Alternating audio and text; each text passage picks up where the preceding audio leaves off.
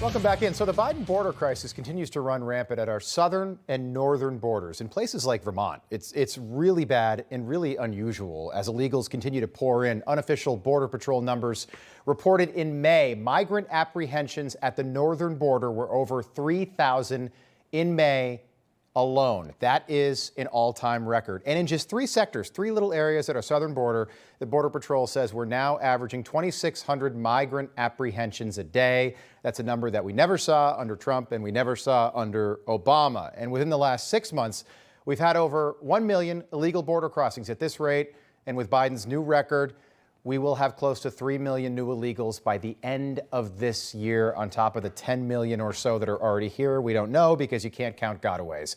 Joe Biden can shut down the border at any time. He chooses not to. That's a fact. Joining me now for more, Maricopa County Sheriff and candidate for mayor of Fountain Hills, Arizona, Joe Arpaio.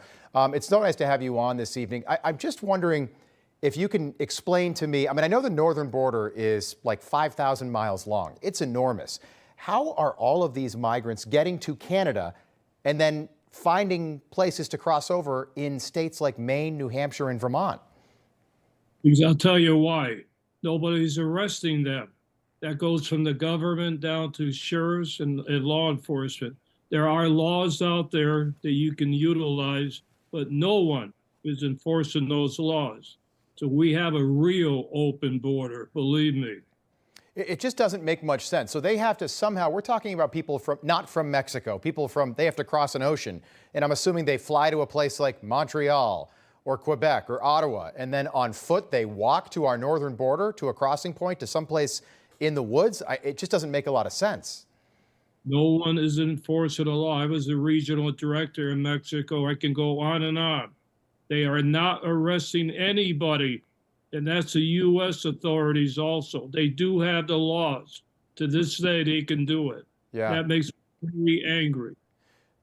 Let me play the latest attack ad. And I want to talk about this. This is aimed at you directly and Donald Trump and your friendship with the former president. Take a look. Well, they call you KKK. They did me. I think it's honor, right? Immigration sweeps of Latino neighborhoods, workplace raids, and the alleged targeting of Latinos during traffic stops landed Arpaio in court. Immigration stops were unconstitutional and absolutely racial profiled anyone with brown skin. The U.S. District Judge finds former Maricopa County Sheriff Joe Arpaio guilty of criminal contempt. Joe, what's your reaction to that? Well, first of all, Donald Trump is the only hero I ever had in my life, and I've had a long life, I'll tell you right now. And he's got a heart. He's called my wife 8 times when she had cancer. And I was in trial for a Mickey Mouse allegation, racial profile by a very biased federal judge. No jury, nothing. It was a hang deal. So, he's my guy. I was with him in July 2015, and I will always be with him. You can put that in your pipe and smoke it. Yeah, 9 years later, you're still with him. Joe Biden and that executive order last week, what did you make of that? What order? I can't even figure out what he's saying. I met Biden when I was a Federal Drug Administration many years ago. He was a good guy then. He was tough on crime. That was the early 80s. But what's happened today? He's not tough on crime today. Things have changed. We got to get Trump back into that office. And what are you hearing on the ground out there in Arizona? Does Trump have a chance in battleground Arizona? Of course he does. He has a chance everywhere. And he's going to be reelected, and watch out.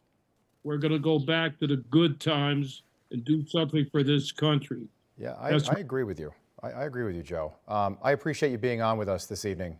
Thank you for that. Keep fighting. Joe Arpaio, thank you.